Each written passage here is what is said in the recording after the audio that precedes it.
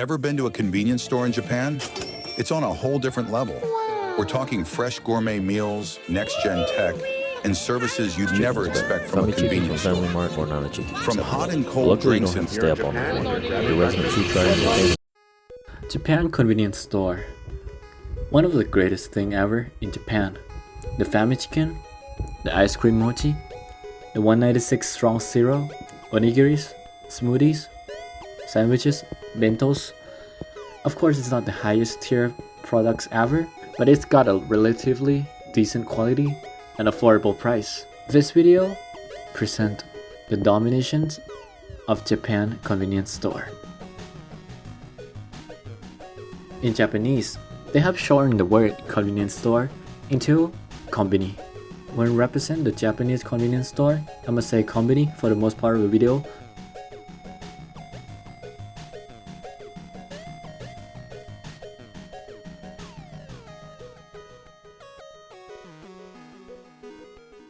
Each one of them, on average, only away from each other just a few blocks. In 2025, there's over 50,000 kombini in Japan, and the number just keep rising.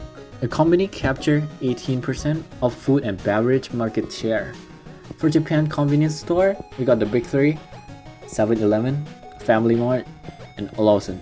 The biggest chain belongs to 7-Eleven, taking over 39% out of all the company in Japan, following with Family Mart with 29% and Lawson with 26%.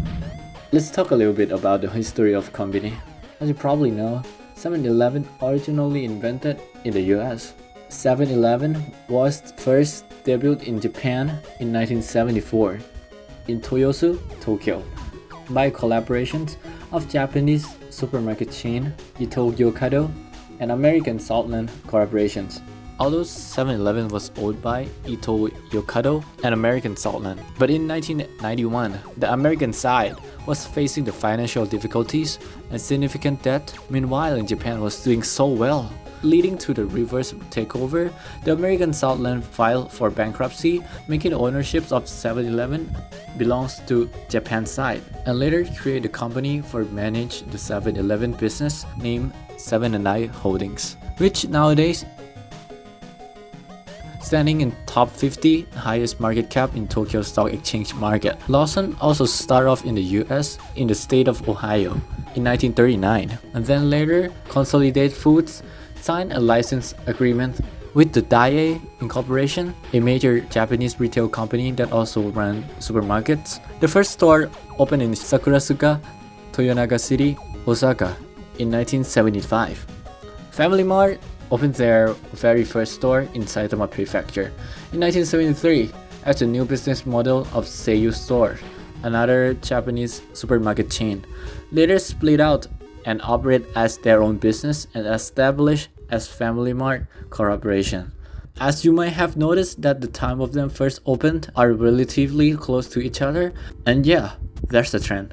You see, at this time, mid-70s Japan was undergoing economic growth, was about to reach their very peak in the 80s. The lifestyle were changing, more people moved into the cities, working longer hours, making the big retail companies to find a new market, and kombini seems to be the best answer. Quick to go for snack, food, drinks, some coffee in the morning before work, or a little drink on the way home. The customer service, unlike in any other country, but in Japan, the cashier are very systematic. It's like they have the instructions for everything. For example, let's say you go buy egg sandwich, you hand cashier the sandwich and they go, "Do you want the bag?" You say, "No, I'm good." And they go like, "Oh, that would be 275 yen." And you pay with 500 yen. And then they will say, "Receiving 500 yen. Your change is 127 yen. You receive the change and your sandwich," and they say, "Thank you very much." You see, it's so scripted and robotic. It's like when you apply for anything online and you know there will be a pop-up instruction questions like, "Do you wish to do this, to do that, blah blah blah." There's a yes or no buttons, and when you finish there will be a message like "Thank you very much." Yeah, it's literally that, but in real life, as you might have guessed, it's not just kombini. You encounter this every time you buy something in the store. Although, even if it's scripted, it always delivered with politeness and respect, which is a big part of the Japanese culture. It of course have a good and bad points, But it's just one thing that makes it unique, not just selling consumable products.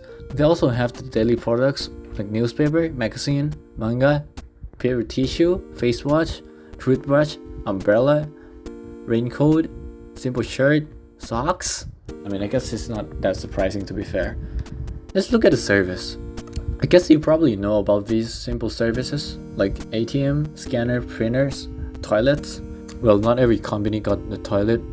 It's actually surprisingly pretty rare to find a company with a toilet, but that's okay, I guess. Cause whenever I want to go toilet, I just go into the mall or the nearest park. Those simple services you probably know, but do you know that their service also have the bill payment? Your electric, water, gas bill, blah blah blah. Yeah, you probably never heard of unless if you live in Japan. They also have the payment for online shopping. Basically, when you order something online, in the payment method, there will be the option for company payment, and you can pay at the company with cash. This becomes handy when you cannot get access to online transaction. This is probably the most surprising feature that I first discovered.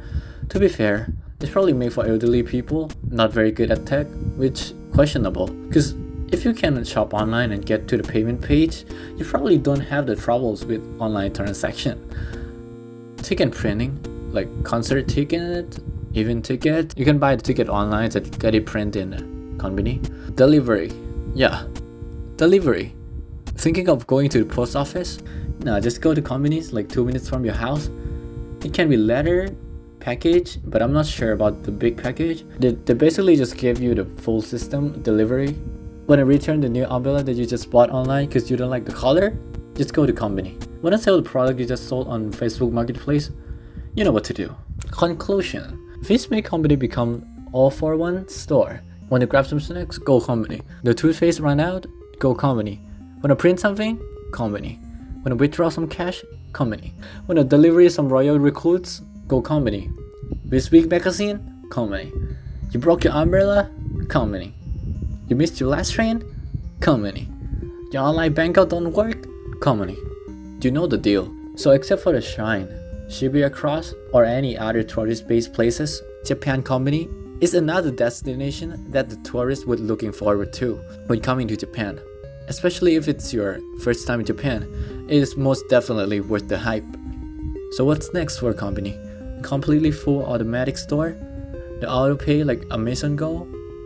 Cover more things to sell?